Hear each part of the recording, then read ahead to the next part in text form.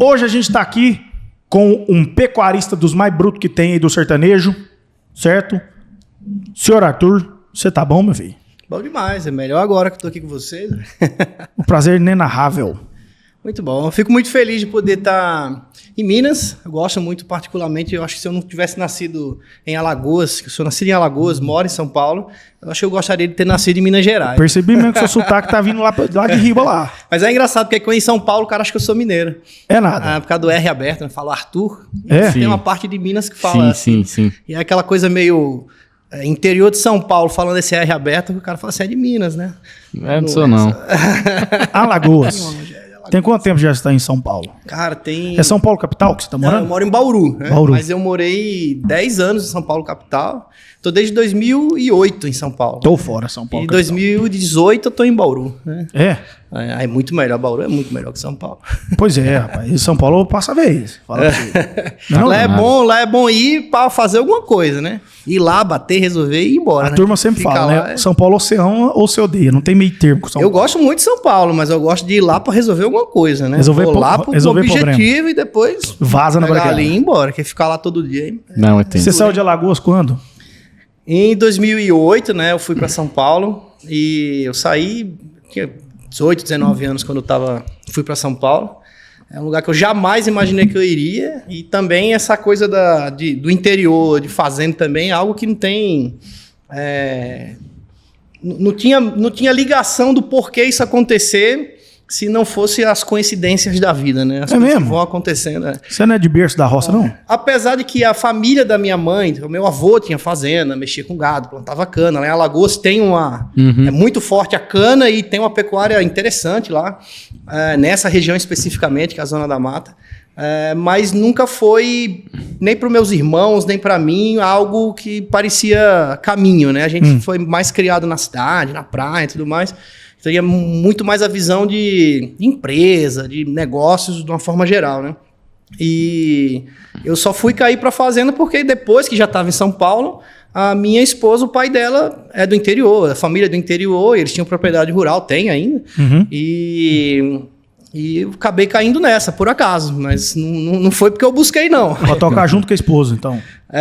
Estamos junto com a família dela e tudo mais, então isso aí foi eu até falo muito sobre isso, assim, que acaba sendo o case, né, que a gente conta, né, tanto do que deu errado e do que dá certo em trabalhar com a família, porque eu vivi essas duas situações, né? A coisa que não aconteceu lá atrás da família da minha mãe, né, que acabou que ninguém tocou para frente aquilo lá e só venderam a propriedade e fim, a história, né? E no lado da minha esposa já essa questão de uma visão mais profissional da coisa, com as coisas bem mais claras, papéis, os bons acordos que as pessoas têm que fazer e que muda o caráter, né? Porque essa coisa entre a família e a empresa tem um limbo ali no meio. Sim. Que se não ficar bem claro as coisas ali, o negócio desanda. Né? Dá zica, né? Dá bastante. Todo mundo conhece, né? Uma história de alguma fazenda de alguém, se não a sua própria, né? Que o negócio desandou porque fala, família trabalhar junto não dá, né? É difícil. É muito mais difícil você trabalhar em família do que fora dela, né? Não tenha dúvida. O nível de cobrança é outro, né? E aí vai para um lado mais duelo emotivo também, aí para desandar a receita E todo mundo de alguma forma, em algum momento da vida, ou já trabalhou, ou trabalha hoje, ou vai ter que trabalhar com a família, ainda que seja lá num futuro, numa resolução de patrimônio, dizer, ó, a gente tem um negócio aqui, agora o pai e a mãe não tá mais, herdou, né? Ficou aqui, agora a gente vai resolver essa daí, né? E aí se você não tem a visão da empresa que está associada ao negócio e menos a visão da família, esse mix, né, de conseguir enxergar separada a empresa da família, o negócio vai pro buraco mesmo. Galera, a gente gosta de dizer que só muda a arma usada, né? Lá em Alagoas é facão, peixeira. O pessoal no resto do Brasil vai usando outros tipos de arma para se matar, né? Pior, rapaz. E é muito... Desafio muito grande. É uma dádiva você poder trabalhar em família, mas também é um desafio muito grande. Sim. Porque você tem que ter muita maturidade. Não, eu consigo dizer com clareza para vocês, nessa experiência, aonde está o problema, né? Assim, qual que é a raiz desse problema todo, né? Porque a gente sabe que tem pessoas que são mais difíceis, pessoas que são melhores de conviver, né? Então às vezes você dá sorte de ter uma família ali que a turma é mais bem resolvida ali, mais então tranquila, né? Tem um relacionamento mais fácil, mas sempre tem aquelas pessoas que são mais difíceis, que são mais imperativas, que tem que ser do jeito deles, se não for tá errado, né? Acho que todo mundo de uma certa forma tem esse conflito em algum grau, né? Ou com o irmão, ou com o pai, ou com o filho, sempre tem aquele que é mais difícil. Mas esse problema todo, ele começa, é muito claro, na informalidade com que os negócios são tocados por serem em família. Então, para mim, não tenho sombra de dúvida que a informalidade é o câncer do agronegócio. Sim. A informalidade é o câncer de qualquer empresa familiar, mas no agro isso é um pouquinho pior. Porque o agro tem aquele ambiente que é a casa do seu avô, é a família onde a família se reúne, é o centro de lazer da família, onde você tem uma história que você, quando era criança, e cresceu os primos juntos, e os irmãos iam lá e tal. Então tem uma relação afetiva. E isso faz com que as pessoas tendam a fazer as coisas como se fosse uma extensão da sua casa. Então a propriedade rural acaba sendo um pouco a extensão ali, o quintal da casa da avó, né? E aí é onde começa o problema, porque aí as pessoas vão ficando e vão passando o tempo sem nunca fazer um combinado. O óbvio não foi dito. Nunca combinaram nada. Então, assim, sabe qual é uma coisa que, quando você chega num negócio novo, né, um cliente novo, alguém novo que você está vendo que trabalha em família, a primeira pergunta que você faz pro cara é assim: como é que você é remunerado por isso aqui? Como é que você recebe? Você trabalha isso aqui, trabalha isso daqui. Você faz só isso aqui ou você faz outra coisa? Eu tenho um emprego em tal lugar, mas também ajudo aqui. Eu sou concursado não sei aonde, mas também venho aqui. Como é que você é remunerado por isso? Você sempre vai ouvir a pessoa. Então, veja bem. Aí você vai ouvir a história. Não tem um combinado. Porque não teve combinado. Ou tem um combinado que o cara está insatisfeito com aquele combinado e ele não tem como querer nem negociar aquilo, porque ele fala, como que eu vou pedir isso? Né? Se eu estou fazendo uma coisa que é pela sua família, cara. Então quer dizer que você está preocupado com dinheiro, então? Né? Tem essa, né? Então, quando você fala, né, você está... Isso aconteceu com meu avô, né, para dar bem um exemplo assim da coisa.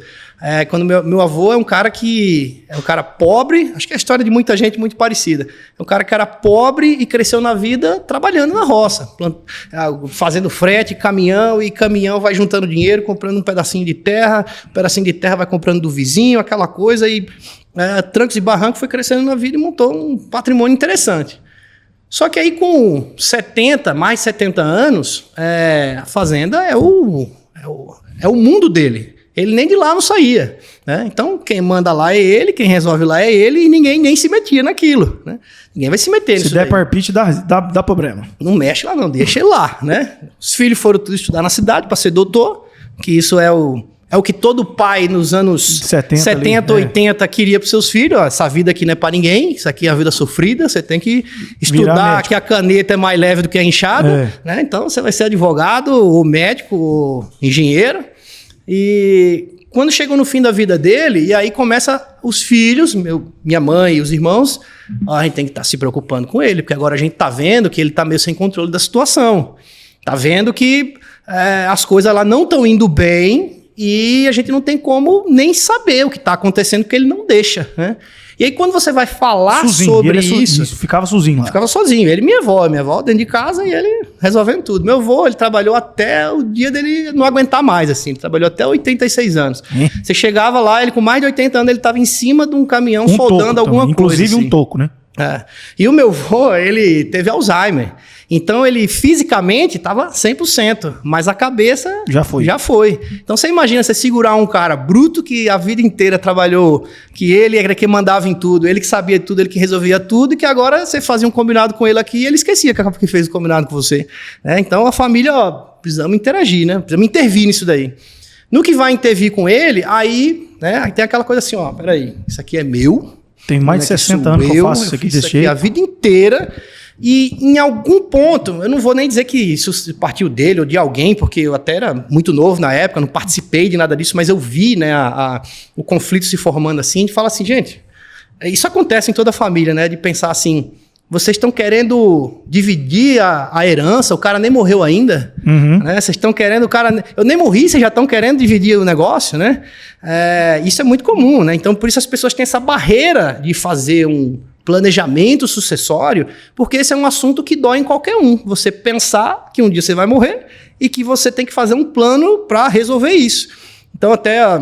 Eu já ouvi recentemente que vai falar assim, pô, mas se eu morrer, quem se lascou fui eu. Então tá tudo certo, eu que morri, né? Vocês que se virem para resolver aqui. Né? Então, problema de vocês. Eu já ouvi um amigo falar assim, o pai dele fala isso, ó, eu trabalhei a vida inteira para conquistar isso. Vocês vão ganhar. Vocês que se virem, meu amigo. Que é o pessoal preocupado com, vai pagar o ITCMD, então, estratégia jurídica para pagar menos. Inventário porque, tem. Ó, TCMD é 8% de uma fazenda, rapaz, é dinheiro, hein? É dinheiro, é alguns milhões de reais. E cadê esse cascalho, se o dinheiro está enterrado na terra? A maior parte do negócio é o imobiliário, é o preço da terra. Então, você vai ter que vender a fazenda para pagar os impostos, né? E aí o cara, porra, preocupado, pai, tem que fazer holding, tem que fazer planejamento sucessório. O cara fala, rapaz, eu construí isso aqui, vocês vão ganhar, se vira aí. Então, tem uma barreira nisso, né? Então, isso daí, essa falta de planejamento, falta de visão profissional de uma empresa que, por acaso, é uma fazenda e que para isso precisa de gestão, precisa de cargos, precisa de salário adequado, precisa de planejamento de cargos e carreira para quem está ali. O filho quer entrar, tem o sobrinho, e aí tem os ciúmes entre os filhos dos irmãos, porque entre os próprios irmãos sempre tem, quem tem, né? Entre irmãos, aquele que fala, lá em casa o preferido é aquele lá, eu só me lasco, né? Papai sempre fez o que você queria, eu só me lasquei a vida inteira, né? A gente vê, né? Eu tenho cliente, né, dessa parte de gestão e governança, que é onde a gente trabalha o tema da sucessão. Você vê o cara com 70 anos, brigando com os irmãos. 70 anos, discutindo entre, não vai fazer, tomar uma decisão de investimento. Ano que vem nós vamos plantar uma área nova de tal coisa, vamos precisar botar aqui 2 milhões, vamos tirar um financiamento ou vamos botar do caixa, né? Esse tipo de decisão. E você vê o cara travando, não resolve, não responde, perde a data. Aí você perdeu a data de fazer só ano que vem, né? Aí quando você vai ver lá no fundo, você imagina aqueles caras de 70 anos, eles com 7, 8, 9 anos, 3 crianças disputando quem que o pai e a mãe gostam mais. É a mesma coisa. É muito parecido. Eles estão brigando porque acham que um foi favorecido e o outro se lascou. Então ele fala, eu já ouvi do cara falar assim, eu sempre fui voto vencido mesmo, eles fazem o que eles quiserem. Aí você fala, caralho, onde está, né, a mentalidade. A mentalidade. Né? Mas é isso, o ser humano, né? Então a gente tem essas nuances, todo mundo tem isso, né? Só que a gente só entende isso na hora que está passando, né, pelo momento, né? E é onde a gente atua bastante, né? Hoje eu estava falando com o pessoal aqui, mas o que você faz? Tem muita gente que vê assim, pô, você faz gestão, governança, né? Mas na prática, o que vocês fazem? Então, boa parte é sobre resolver problema de família.